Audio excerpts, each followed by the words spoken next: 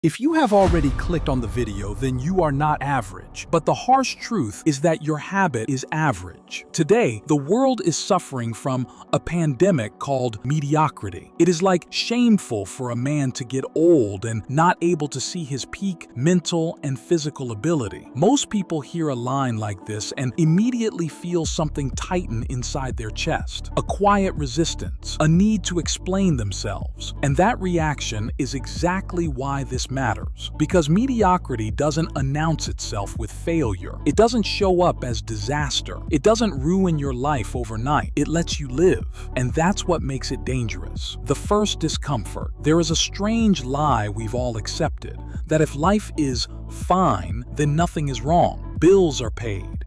Days are full, nights are distracted, and somehow years disappear in between. No tragedy, no collapse, just a slow drift away from intensity. And here's the unsettling part. Most people don't feel like they're losing. They feel like they're managing. But managing is not living. And deep down, you know the difference. There is a gap nobody talks about. The gap between who you are and who you quietly expected yourself to become. Not who society wanted, not who your parents imagined, but the version of you that once felt inevitable. The sharper mind, the stronger body, the disciplined, capable, respected version. That gap doesn't scream, it hums. It follows you into routine. It shows up in moments of stillness. It makes success feel strangely hollow and rest feel undeserved. Most people don't collapse under pressure. They dissolve under repetition. If you're feeling slightly irritated right now, that's not accidental. This isn't meant to inspire you. It's meant to remove anesthesia, because mediocrity survives on numbness. As long as life keeps you entertained, busy, and distracted, you don't have to confront the one question that changes everything. Is this all I'm going to be? That question is dangerous, so we drown it in noise. Look around. We live in the most comfortable time in human history, and the least demanding. Food arrives instantly. Entertainment never ends. Discomfort is optional, and yet anxiety is everywhere. Not because people have too little, but because they are doing too little with what they have. The human system was not designed for constant ease. It was designed for resistance, and without resistance, something inside us begins to rot. Here's something most people don't realize until it's too late. Mediocrity is not caused by weakness. It's caused by adaptation. And once I explain how adaptation works, you'll understand why intelligent, capable people slowly settle for less without noticing when it started. But to see it clearly, we need to talk about time. Time doesn't give ultimatum. It doesn't tell you when you've crossed the line from taking a break to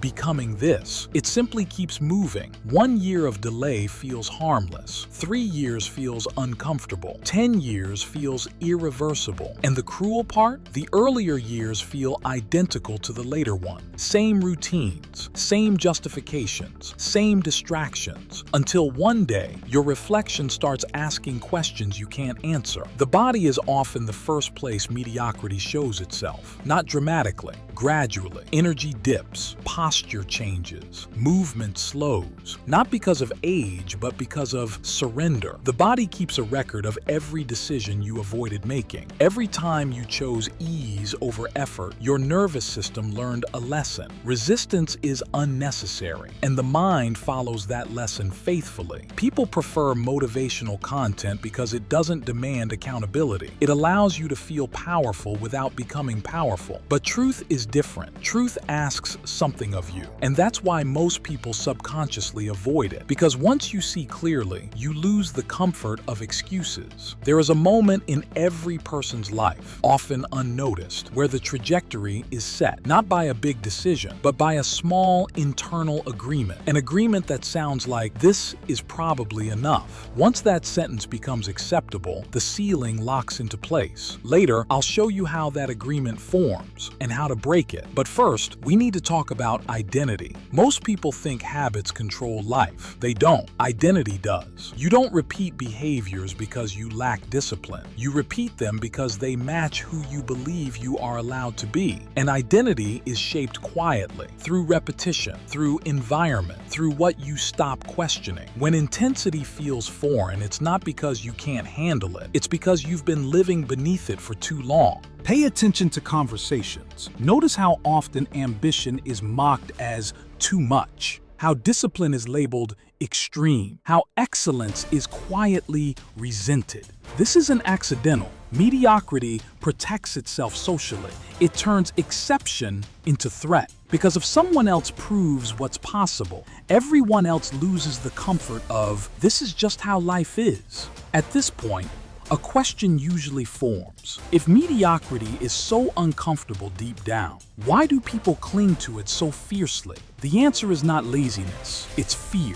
But not the obvious kind. And once you understand what people are actually afraid of, everything about human behavior starts making sense. We'll come to that. Pain used to be a teacher. Now, it's treated as an error. Any discomfort is seen as something to remove, numb, or escape. But discomfort was never the enemy. Avoidance was. When you remove all resistance from life, you don't create happiness. You create fragility. And fragile systems don't grow, they collapse. Every life is a trade. Comfort today or strength tomorrow. Ease now or capacity later. The problem is that the trade is invisible in the moment. Comfort gives immediate reward. Strength delays gratification. And the human brain, left unchecked, will always choose the shorter path unless something interrupts it. For some people, failure interrupts the cycle. For others, illness. For some, loss. But the most dangerous situation